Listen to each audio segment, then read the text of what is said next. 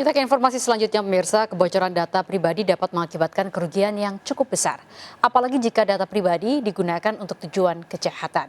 Lantas bagaimana cara melindungi data pribadi agar tidak dimanfaatkan untuk aksi kriminal? Berikut liputan tim Delik RCTI.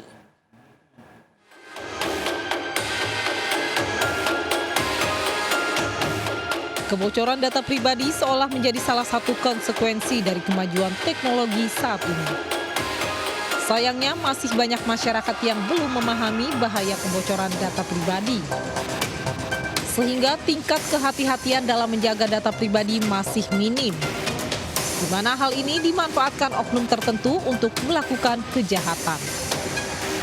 Misalkan data-data yang dicuri tadi dimanfaatkan untuk kejahatan-kejahatan yang berkaitan dengan misalkan penipuan, kemudian investasi bodong, hanya dengan misalkan data-data dimanfaatkan untuk kepentingan-kepentingan pemilu dan seterusnya. Dan ini banyak itu, nanti akan marak itu di tahun-tahun 2023, akhir-akhir 2023, bahkan menjelang 2024. Mirisnya lagi, kebocoran data pribadi masyarakat juga banyak terjadi di instansi pemerintahan.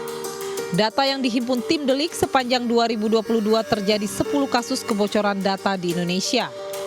Di mana 5 diantaranya yakni kasus bocornya data pelanggan PLN, kasus kebocoran data KPU, kasus kebocoran data Peduli Lindungi yang sekarang bernama Satu Sehat, kasus kebocoran data My Pertamina, dan kasus bocornya data Polri.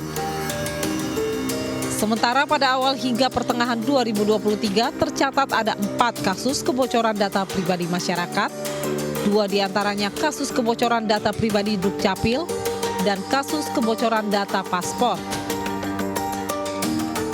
Terkait kasus dugaan bocornya data pribadi masyarakat oleh sejumlah instansi, pemerintah pun diminta tegas untuk menindak penyedia layanan jika terbukti lalai hingga mengakibatkan kebocoran data pribadi masyarakat.